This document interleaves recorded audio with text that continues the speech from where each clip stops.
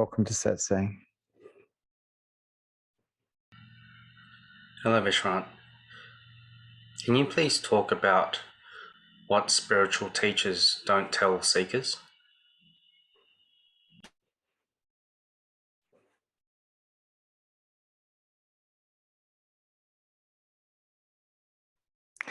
I think the main thing that gets omitted is what it actually takes to raise your consciousness levels, how difficult it really is. I've heard spiritual teachers telling people how easy it is to wake up. And I don't believe there's anything more difficult on this planet than to actually become enlightened. First of all, it's not you that becomes enlightened. Awareness that's aware of the mind becomes aware of itself, and you disappear. You don't make it to enlightenment. The ego doesn't become enlightened. That's not a possibility. The ego is a dream. It disappears. It gets seen through. It's obvious it's not you anymore. It's obvious it's not real. And so there's this misconception that high consciousness, enlightenment, relatively easy, but it is not. It's very, very difficult. It takes a lot of practice to prepare a mind that will support enlightenment. Anybody can have a satori. People can have satoris taking drugs, doing self-inquiry, just meditating, walking on the beach, anything. A satori, though, is only a glimpse of the true nature that we are. A taste, if you like, an invitation to do the work that's required to produce a mind that will support enlightenment. And that type of mind is a mind that stays equanimous. It's not a mind that constantly resists life. It's not a mind that is anxious, it's uptight. It's a mind that is restful. It's a mind that is relaxed because it's been programmed and trained to be relaxed through the practice of acceptance. And so there's this misunderstanding about enlightenment. The understanding that you possibly become enlightened is also a fallacy. You don't become enlightened. That's not possible. You as an I don't become enlightened. Awareness can become aware of itself in your body because of your body, but the I can't become enlightened. That's not a possibility. And so in looking for higher consciousness, you have to go against the survival mechanism of the mind. The survival mechanism of the mind keeps you contracted, keeps you fearful, keeps you in resistance to life. That's so the body and the mind will survive. But that in no way supports higher consciousness or enlightenment. And so someone who has higher consciousness has defeated the survival mechanism. Someone who's enlightened has defeated the survival mechanism. Otherwise, they wouldn't be enlightened. It's no longer plaguing them. It's no longer bothering them.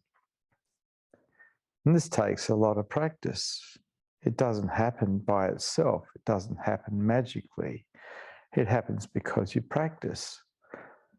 And the two things that I feel are the best practice for preparing the mind is the practice of openness and the practice of acceptance. Now, combined with these, you need to be able to see through the mind.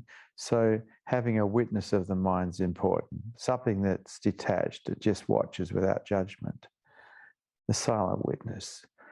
And of course, because of the silent witness, the obstacles that are in the way of higher consciousness, the obstacles that are in the way of enlightenment are seen.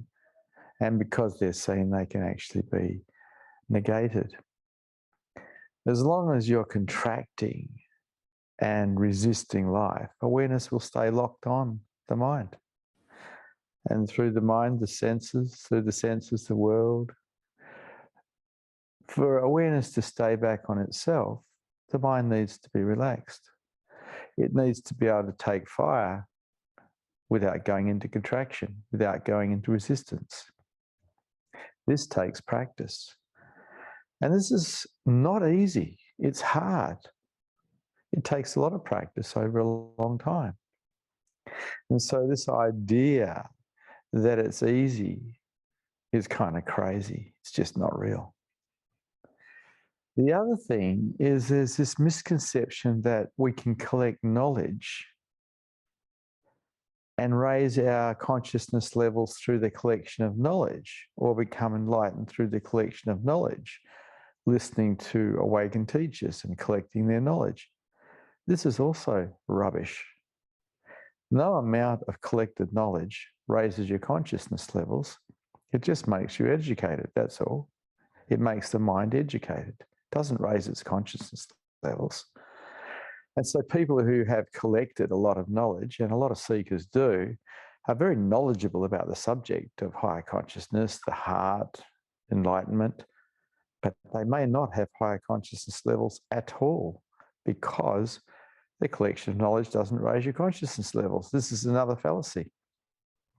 And this is probably one of the bigger traps that seekers fall into, collecting knowledge, because it's what we did at school to pass exams, collected knowledge, and then repeated knowledge, got a mark, got a degree as a result of that. But that's not how higher consciousness works. To have higher consciousness, we have to be able to see through our own minds. And that happens as a result of having a silent witness that just witnesses the mind. And that takes work too, to develop that, because we have a habit of analysing the mind, a habit of getting involved in the analysing process, the problem-solving process. But that just keeps us locked in the mind. Doesn't show us the mind anything, really.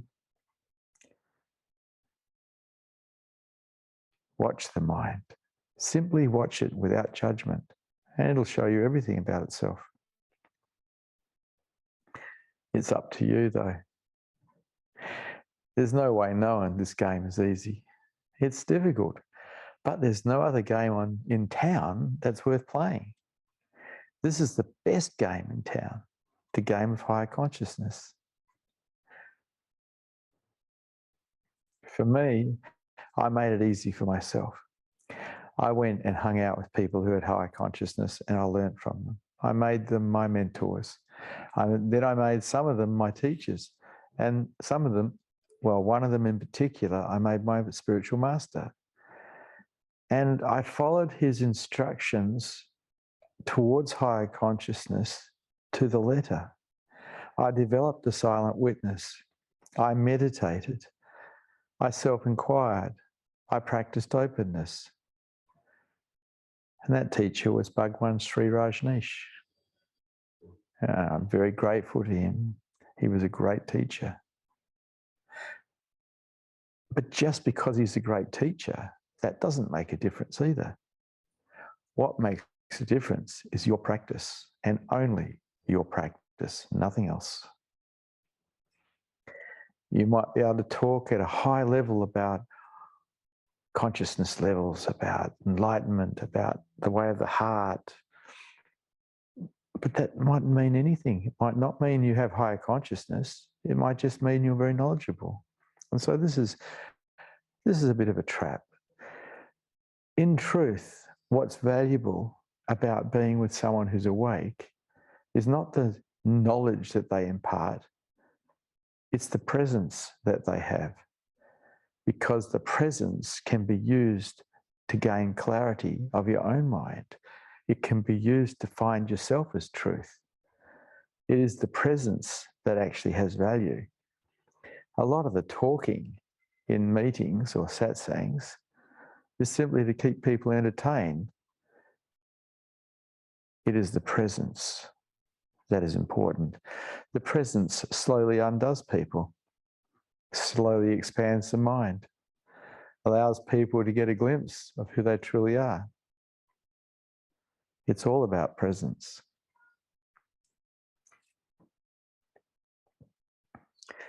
And so going and being educated in spirituality is pretty much a waste of time unless you're practicing something that opens you up, something that undoes you, something that shows you who you truly are.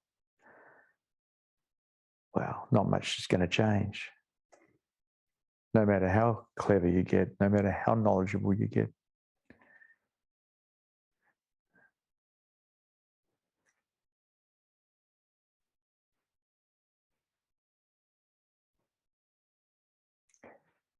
Any questions? Any statements? Any challenges to this teaching today?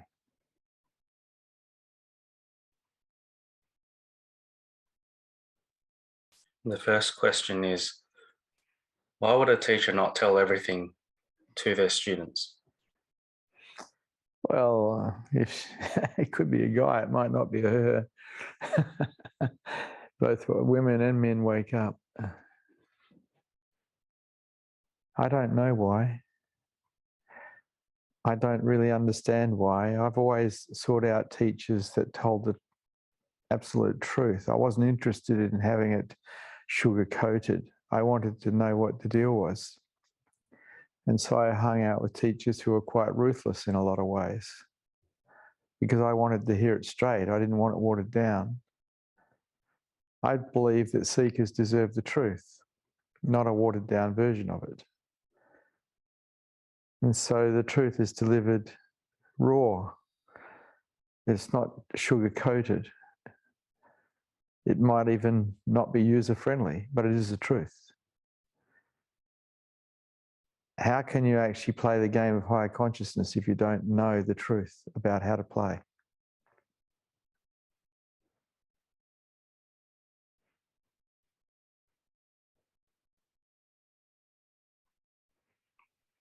Do you treat your students differently to how you treat other human beings that you come across? Heck yeah. Absolutely. I find that generally speaking, most human adults are not ready for the truth. They are ready for comforting lies that make them feel good about their opinions and their belief systems. My students get the truth because they're seekers. I'm not here to disturb people who aren't interested in waking up. I'm not here to disturb people who aren't interested in higher consciousness. I'm interested in people who want to know the truth, who want to find themselves as light, who want to wake up.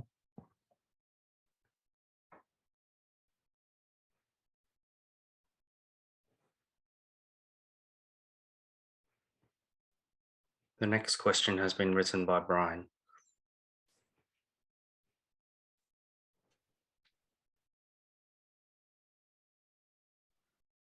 Sorry, I'll ask another question. I'll come back to that. Do you sometimes give a watered down version of the truth? And why would you do this? Very rarely. It's not it's not the way I operate in the world. I've always enjoyed the truth, even way before I even got into spirituality. I kind of am a bit of a nuts and bolts kind of guy. I like to know how things work. I like to lift the bonnet of a car and know how the motor works. As a matter of fact, I began in the world after leaving school doing an apprenticeship in mechanics because I liked to take motors apart, hot them up, put them back in cars and race them. I like to know how everything works. And in higher consciousness, if you don't know how your mind works, you're lost. You've got to watch your mind and see how it works. And then instead of reacting to life constantly, you're responding to life, which is higher consciousness. It's up to you, though. What are you going to do? If you just want to somehow get given something, that's not how this game works. You have to do the work. You have to watch your mind. You have to see how it all goes. You can't take the detrimental parts away if you can't see them. If you're constantly contracting to life, there's something in the way. If you're constantly resisting life, you're creating suffering for yourself, and there's something in the way, not only of higher consciousness, but also of the perception of love. All defense systems are in the way.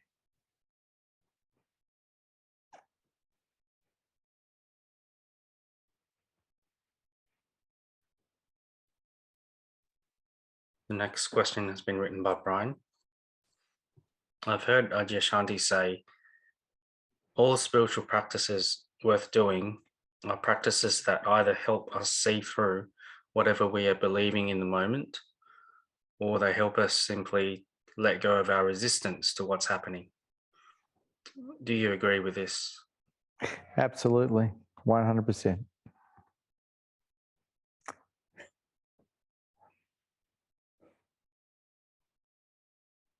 Next, we have a question from Raghu. Hello, Raghu.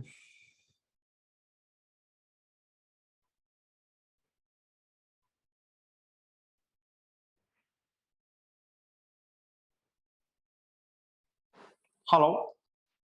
Hello. Hi, sir. Hi, sir. Good morning, sir. Oh, good morning. Yeah. Sir, can you just brief me about like how mind, works? Sometimes I get a dreams, the future things. My father got expired. Before he got expired, that incident got happened, prior 3 months, 2 months back in my mind.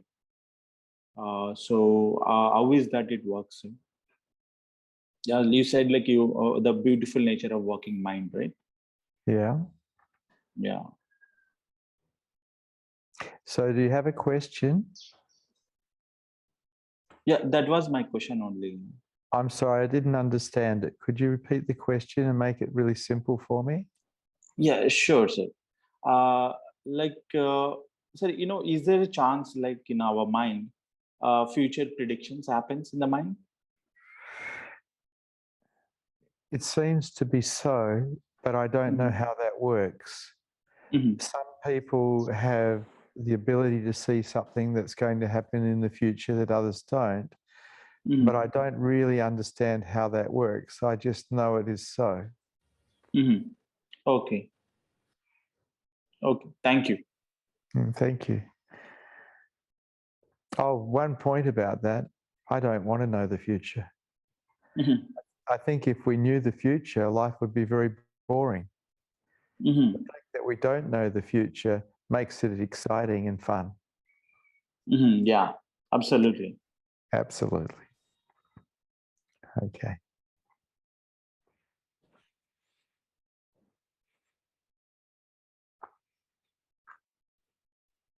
The next question has been written by Govinda.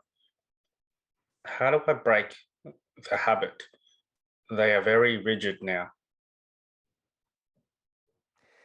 Yeah, Govinda, the habits are pretty much set in place according to psychologists and psychiatrists by the time we're 9 years old. And then from then on, those patterns or habits get stronger and stronger because we repeat them over and over again to the level where they're hardwired. And so it is harder for people who are older to change default patterns to something new than people who are younger. We can change things instantly with discipline, but for something to become a default pattern, to overcome another default pattern, takes a lot of practice over a lot of time. And so if you're not willing to put the time in and the practice in to change a default pattern, it won't change. Quite often you meet people who have default patterns of being victims of life. Everything they turn into a problem. Everything's, they're blaming something or someone for something not going right. And this is a pattern that creates so much misery in human beings, the pattern of being a victim of life, of seeing it that way. It's a negative view of life. That pattern was something I noticed in my life when I was 19, and I decided to change it. And the only way to change it was to not entertain it, to not support any kind of victim thought that came into my mind. And at the same time, undo any belief system that I had that supported victim-orientated thinking. And so I did that as well, because I wasn't interested in spending the rest of my life suffering because I was creating myself as a victim of life, of people, of situations, which I saw clearly other people were doing. Life is just the way it is. You don't have to be a victim of it. You actually, to be a victim, you actually have to volunteer. So I changed that pattern. It took a long time. It took years to change it because I came from a family where victim orientation was part of the deal. It took 2 years at least for me to stop becoming a victim, stopping it, undoing belief systems, but it was worth doing because I pretty much haven't been much of a victim ever since. Look at the amount of misery I've missed out on as a result of changing one default pattern.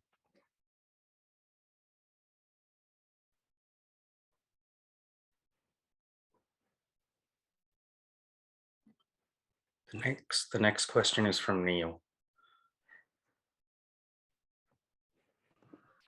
Hello, Vishrant. Hello. So I listen to you, and most of the times what happens is that I just end up doing the opposite of what you said, especially when it comes to catching anger. I don't even get the time to catch the blame. It happens really quick. Mm. Yep. So? So yeah, I always end up doing the opposites. Is there a way to be on track all the time? Well, anger is a funny one. It's a hard one to deal with because it usually is a pattern in humans.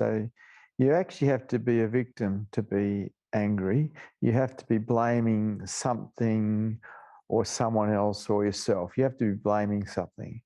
And that's victim orientated because something comes in, something touches you. And instead of taking responsibility, you go to anger and power up blaming, because anger is fueled by blame. And this protects you from feeling whatever's been touched, because quite often in the touch, there's things like helplessness and hopelessness. In anger, we feel empowered. So we get kind of addicted to anger because it takes us away. It defends us against feeling something that we don't want to feel. To change that particular pattern, because that was a pattern I also had to change when I was very young, because I was quite an angry young man, I couldn't afford to support anger. So I stopped supporting anger. I stopped supporting victim-orientated thinking. And it took a while. It took years to stop it. But what a wonderful thing to do, because anger is such a terrible thing. It destroys relationships. It's just suffering, as a matter of fact. That's what anger is. You suffer. And you make other people suffer if you inflict it on them. It's a form of violence. It's worth actually having a look at. It's worth stopping. Why would you want to support yourself ever in being a victim of anything when you don't need to? Life is just the way it is. Sometimes it's good, sometimes it's bad, but it's just the way it is. People are the same. Sometimes they're good, sometimes they're bad, but it's just the way it is. The moment we get angry, we've gone into a nasty dream where we're blaming. And we're lost in lower consciousness. If you're angry, you're in lower consciousness. You're not in higher consciousness. You're lost in a dream where something or someone is getting blamed for how you feel. Only practice will change that. Nothing else. You're not going to change it simply by listening to me and thinking what I'm saying is a great idea. That's not going to change it. You're talking about a default pattern that you developed over a lifetime. It's going to take quite a bit of effort to change over quite a bit of time. That's just how it works. It'd be wonderful if insight just changed everything, but it doesn't. This is where a lot of people fall down. They think that getting insights is the answer. Insights are only invitations to do the work. So people take drugs as well, like ayahuasca and things like this, thinking that the insights they're getting are going to change their lives. Not likely. The insights are invitations to do the work, and the work takes a long time. The same as getting rid of anger, mate. Right. If you want to get rid of anger, you're going to have to put the effort into changing the way you think. Right. And another question was regarding this verse from the Bible that if anyone slaps you on the right cheek, turn him the other also. Do you agree with that?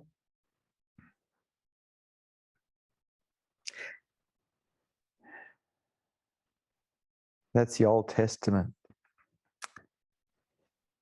I studied the Bible for 8 years as a kid because I was in a Roman Catholic school. And I understand the Old Testament and the New Testament because I got religious education 40 minutes every day. But I love everybody. I can't slap people. Oh. I can tell people the truth, but I can't slap them. I can't be involved in violence. I love people. I think if Jesus was talking about receiving the slap. That's right. It's New Testament. Jesus, yeah. I'm thinking eye for an eye, a tooth for a tooth, Old Testament. Yeah. Well, turn the other cheek. Yeah, I don't know about that. How about stepping back? Why would you want to stay in line for another hit? You know, really. Look, if someone wants to hit you, just step back. You don't need to get involved in it. Look, I trained in martial arts for 15 years and became very proficient at Kung Fu. But when I had my children asked me to teach them to defend themselves, to learn how to fight, I taught them how to run. not hit people. There's nothing's achieved by hitting people, really. What the world needs is love, not more violence. Right. But the whole idea of standing there and taking another hit, that's a bit silly too. What about stepping backwards or running away? Running is pretty good. Okay. And another question was, why are there so many enlightened men? I haven't heard of any enlightened females. Majority of the popular ones are men.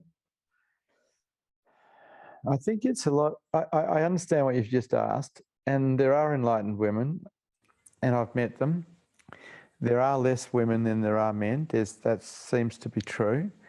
And I think it's because women have the task of taking care of children more than men do.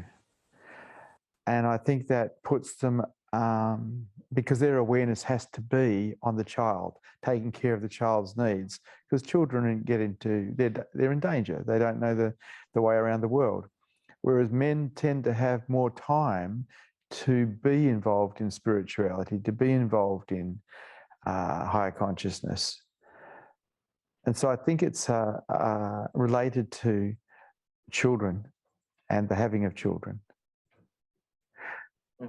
But I can't see any reason why women can't wake up. They're the same as men. There's no difference. I have had a look at this subject over the years, and I've come to an understanding that it's probably because they have to put their awareness on children, and they don't have the same amount of freedom of time to put awareness on awareness. Right. Yep, that was it. Thank you, Vishrant.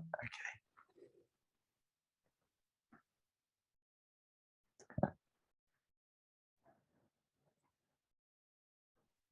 The next question has been written by Chris. How big of a part does karma play in changing patterns? Karma is everything. Whatever you put into life is what you get back. It's pretty simple, really. A lot of people don't like that idea. They like to shortcut karma, but my understanding is karma is real. And whatever you put in, you're going to get back. And so if good things happen, that's good. If bad things happen, that's good, because it's just the debt being paid back. That's all. That allows you, that understanding of karma allows you to not be a victim of anything. Because if negative things are happening, that's exactly what you deserve, because it's karmic. It's just you getting back your karma that you put in. This is not a bad attitude to life, but it's up to you what you take on or what you don't take on. For me, karma is all about energy. It happens. Whatever you put in, you get back.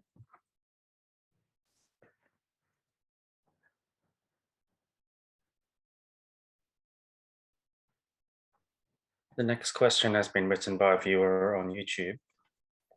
How do we deal with frustration? Well, frustration is another word for anger, isn't it? I feel frustrated with you. It maybe sounds better than I'm angry with you. I accept life as it is. I know that people are going to muck it up. I know they're going to lie. I know they're going to thieve. I know they're going to be dishonest. I know they're going to betray. I know, because this is human nature. And I accept that that's how humans are. And because I accept that that's how humans are, I don't get frustrated. It's only in non-acceptance of what is that we get frustrated or we get angry. You have a look at it yourself. It's your non-acceptance of what is that is making you angry or frustrated. Life is just the way it is. You can be okay with it, or you can be not okay with it. The moment you make it not okay, you hurt yourself, and it usually changes nothing.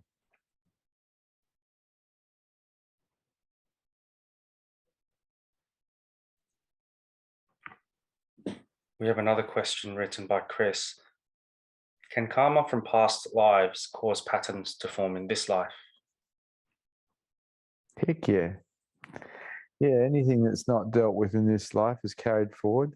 But now what we're moving into is something where people have to believe me if it hasn't been their direct experience or direct knowing. And I want to warn anyone against believing anything. All beliefs are prisons. You take it on board as a maybe and check it out for yourself always.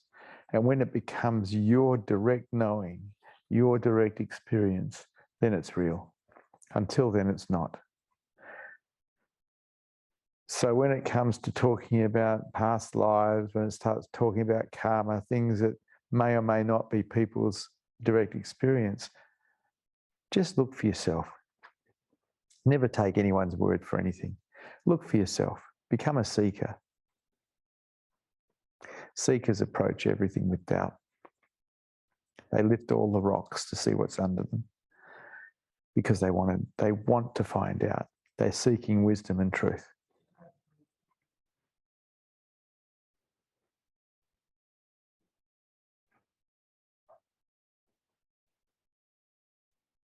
Next, we have a question from Kalimba. Hello, Kalimba. Hi, Vishrant. Listening to you, everything you say resonates with me, and acceptance and karma and things like that. But just at the moment, Heather and I are going through a lot of difficulties. Her son, Ben, had a really bad reaction to his second COVID jab, and as a result was hospitalized and found with water on the lungs. It was not a great thing, but the positive thing that came out of it was that they found in the process that he had really bad cancer. He was diagnosed with diffuse large B-cell lymphoma. understanding your concept of karma and acceptance is one thing, but to try and deal with the pain that Heather is going through, I mean, of all of us, Ben is the one dealing with it best. I mean, how do we accept as what is meant to be something as horrible as a 23-year-old being diagnosed with a cancer that he may not survive? Yeah, it is difficult, particularly if you dwell on the story of it. Because the story is a sad story. It's a story of tragedy. It's a story of loss. Someone so young, having their life threatened so dramatically. But if you don't entertain the story, it's not so much of a problem. It doesn't make anything go away, but entertaining the story doesn't help. All it does is bring misery. And so you have a look at it and you make life work. I had my son die 5 years ago now, or 6 years ago from cancer. And he was only 21 when he died. And it was very, very sad for everybody. But I couldn't afford to be holding that story when I was around him or around anyone else, because all I'd do is bring them down. And that's not my job. Not to bring him down, not to bring anyone else down. I just made it work for everybody. I didn't entertain or dwell on story.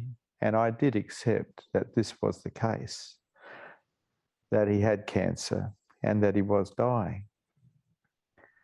In acceptance itself, a lot of the story disappears. But you have a look at it. If you don't entertain the story, it's not so bad. When we entertain the story, it's a story of misery, it's a story of sadness, it's a story of loss and tragedy. It doesn't help. Acceptance helps. That's about all. And not entertaining the story. Because as we go through life, if we live long enough, everything is going to die. Everything is going to go away. We're going to get sick and die. This is the story of the human being. It's a story of loss. But if we don't dwell on the story, we can deal with it. It's okay. It's only when we really get caught in the story of good, bad, right, wrong, that we get stuck. You understand? Yeah, it makes a lot of sense. And I've, in the last few months, because of all the strange things going around the world and also all the destructive things that are going on in the town where I live, I've developed a mantra which, when I bring it to my consciousness, works really well, but doesn't always. And the mantra is similar to your acceptance thing. It is, it just is. Yeah. And to accept that that's the way it is. And the funny thing is, I share your teachings with a lot of people, and yet sometimes I fall down myself, because the teaching of yours that I love and I share most is everything starts with acceptance. Yeah. You may not like it, you may want to do something about it, but if you accept it first, then you're more likely to respond rather than react. Mm. So I share that with a lot of people, and a lot of people go, wow, yeah, that's great. But as I said, bringing it into my own consciousness constantly sometimes is more difficult. Look at it this way. If you're entertaining story, you're involved, you're indulged, and you're self-indulged in some way. And how does that affect the people around you? Is it taking care of them, or is it just being self-involved with you? Yeah. You know, like, so if we can put our story aside, we can be there for others, which is service, which is very beautiful. But if we're involved in these miserable stories, well, we're not going to be able to help anyone. Yeah, that resonates with me too, because often when people ask, oh, how are you going? The instinct is to say, oh, I'm not really well because this, that, and the other. But what do they say? There's an old saying, a problem shared is a problem halved. And I heard a wise teacher say, no, that's not true. A problem shared is often a problem doubled. Because you Exactly. were unhappy and now you've made somebody else unhappy. Yeah. It's so true, isn't it? Yeah. But it's a habit. We get into a habit of sharing our misery with other human beings. Oh, They tell us their miserable story, then we tell them ours, and everyone goes there. yeah, Really, but really, that's just serving misery, isn't it? absolutely. Yeah. Hmm. Look, on a slightly different subject, I've got a clipboard over my desk and my computer, and earlier today I just looked up and I saw a quote that I put up there that came from Paul Lowe, or Tiethe as he was then. And the quote is, and it's really lovely: if you say to yourself one day that the most important thing in your life is, I want to wake up, I want to find the truth, I want that level of vibration, I want that wisdom. If that becomes your priority, you're halfway there. It came from his book, The Experiment is Over. And that again really resonates with me. But putting that 100% commitment can be so difficult. Well, I was with Paul Lowe 5 months before the experiment, and I got that message from him. And I did put higher consciousness and enlightenment first. Yeah, well, connecting with you has brought it back onto my priority list. But I do give myself a bit of a hard time that I don't give it my full commitment. Yeah. Is there any hints you can give or help you can give on how to bring it more to the priority level that it needs? Well, basically, you have to get out of the personal. You have to stop the story of you to some degree. The story of you is always going to be a tragic story because we all have problems. I learned as a naturopath, when my clients came into my clinic, I learned to not have a story of Vishrant. As a matter of fact, as soon as I touched the clinic door, the story of Vishrant disappeared. I was just there for the people on the other side of the door. And I just decided to make that my life. I decided that the story of Vishrant could be put aside, and it was put aside because it's in the way. It's the story of contraction, or it's a story of resistance, because it's a story of problems. Yep.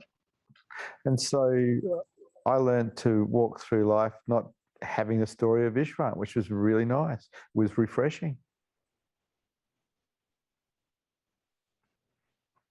Yeah, that sounds lovely. I'm going to keep trying until it's there 24/7, because it's there a lot of the time. Well, And you got to work out how you meet people. How do you meet people? What do you do when you meet someone? Are you meeting them through story? Because that's how a lot of people meet. They meet through miserable story, which is a pattern. And that miserable story is always some form of self-obsession. it's sort of funny because in my life, and I'm a bit like you, I very rarely can walk past a stranger without saying hello or a smile or something like that. But my normal pattern in daily life and whatever I'm doing is to be the joker. I've got a very sharp wit and I can pick up on something and make a joke out of it. And it makes people smile, it makes people happy. But I sometimes think that the joker, the image, the persona of the joker can be an escape too. Oh, yeah.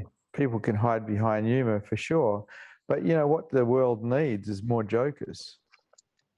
Because humour breaks the patterns of the mind. It takes people out of their matrix. It's brilliant. I admire all the comedians because they help break people out of their misery. Oh, that's a smashing thing to hear. It's great, but it can be used to hide as well. I understand that, you know. Yeah. Thank you, Vishrant. And nice to talk to you, Kalimba. And it's always lovely to talk to you, mate.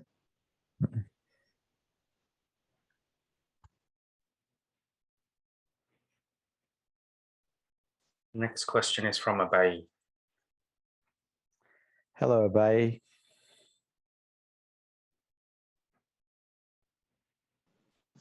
Hi, Vishrant. Hi. Vishrant, my question is about jealousy. And I keep getting these thoughts, some thoughts about jealousy. I try my best not to let them run or come out in actions. And it's been going on for some years. And I want to know if this is how it is going to be. Like, is it just taking time to come out of it, or I'm not doing it in the right way? Okay, so you begin, if you're feeling jealousy, you begin by accepting that you're feeling jealous. You always begin with acceptance. So jealousy is there, you accept it. The problem with jealousy is it's pretty toxic. It's poisonous. And so you notice it's there, but you don't support it. You accept it, but you don't support it. And in not supporting it, it's going to lose a lot of its power. Jealousy has to be supported, usually by stories that we tell ourselves. But if we accept that the jealousy is there, so we're not fighting it, and we don't support it by entertaining the stories that are involved in it, jealousy loses its power. Jealousy gains power by entertaining stories of why we're jealous, what someone else might be doing or not doing. Always begin with acceptance. Don't support the jealousy because it's toxic. It just hurts you and it can hurt others. Right. Yeah. Thank you very much, Vishrant. Okay.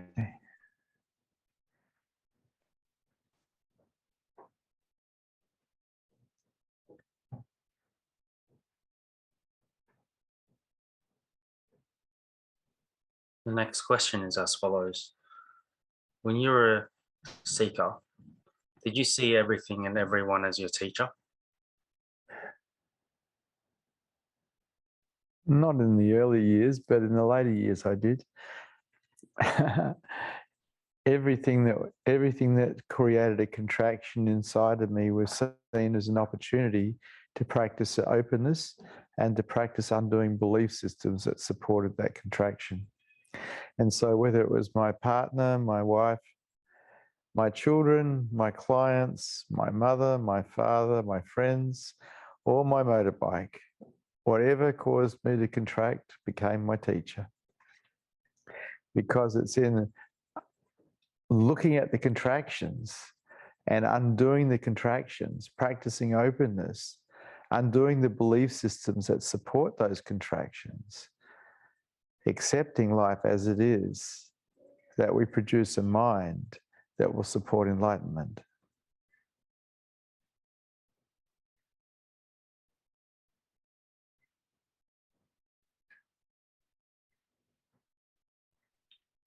What was the most important thing that you learned as a seeker? The most important thing. The most important thing was that I am not an I, that I'm not the body, that I'm not a somebody. And that happened as a result of story. Awareness becoming aware of itself, knowing self as the universe temporarily. And then it was very clear, I'm not the mind, I'm not the body. But even though I came back to ego-based reality where the ego is still there and it's still, there was a clear understanding that this is a spacesuit with an onboard computer that actually has nothing to do with who I am.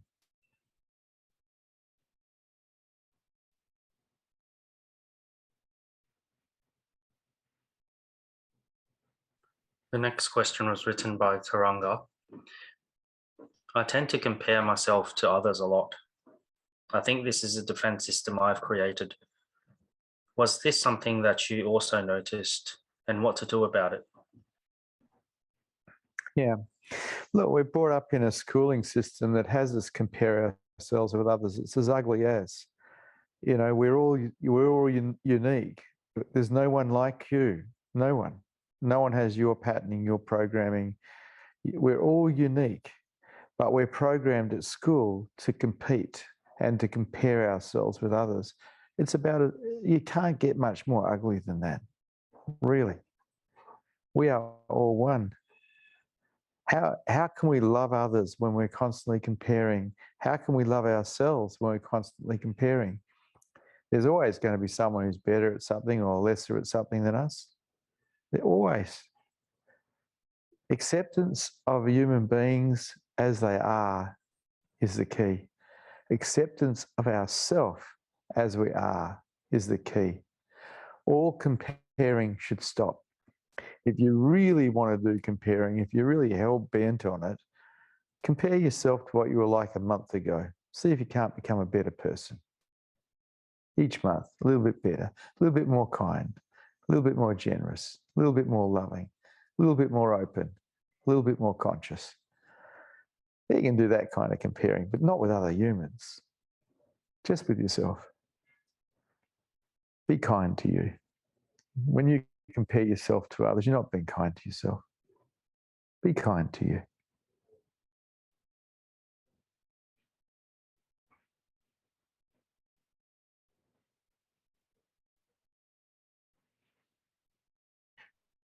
The next question has been written by Nima.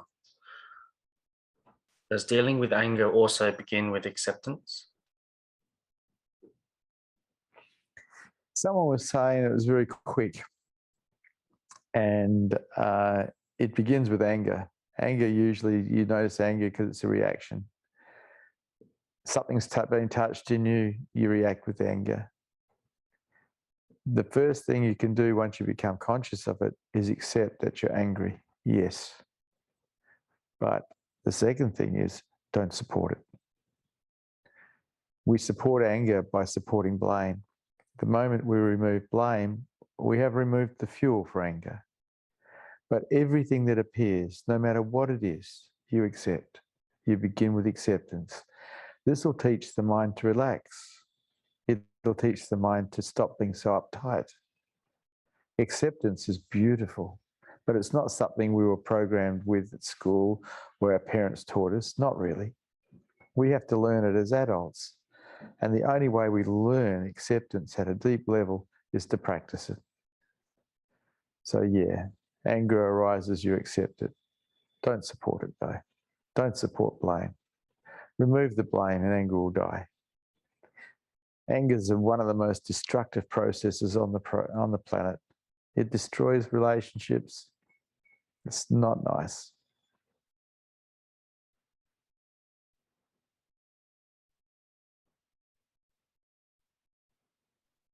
The next question has been written by Chris. I can see that almost everything I believed as a youth and an adult was horribly wrong. Still, why is it so hard to accept life as it is?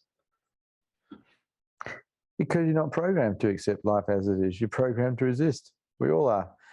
We're all programmed to be resistant little survival mechanisms. We're not programmed to accept. It's foreign to us. It's foreign to everybody. Unconditional surrender is totally against nature. We have to learn to accept. And we learn to accept through practice. We have to learn to be surrendered. And we learn to be surrendered through the practice of acceptance and let go. But only through practice. And you're practicing against the survival mechanism that dictates that you resist until you die. Up to you. We are lucky that we're a human being. There's a human being body, human being mind. Because the human being is intelligent enough to stop resisting, to accept life as it is.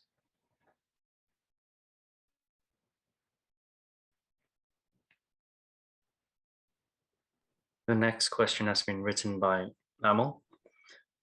Is there a requirement of a certain intellectual level for enlightenment?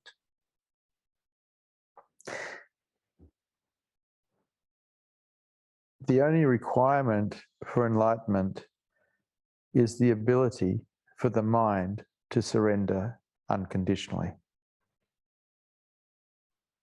No matter how intelligent or unintelligent you are, makes no difference. Can you surrender unconditionally or can you not? Can you be surrendered while under fire or can you not? Because a mind that can surrender can support enlightenment, it can support love, it can support the healing of the wounds of the heart, it will support higher consciousness. The only thing that is required to be learnt is unconditional surrender.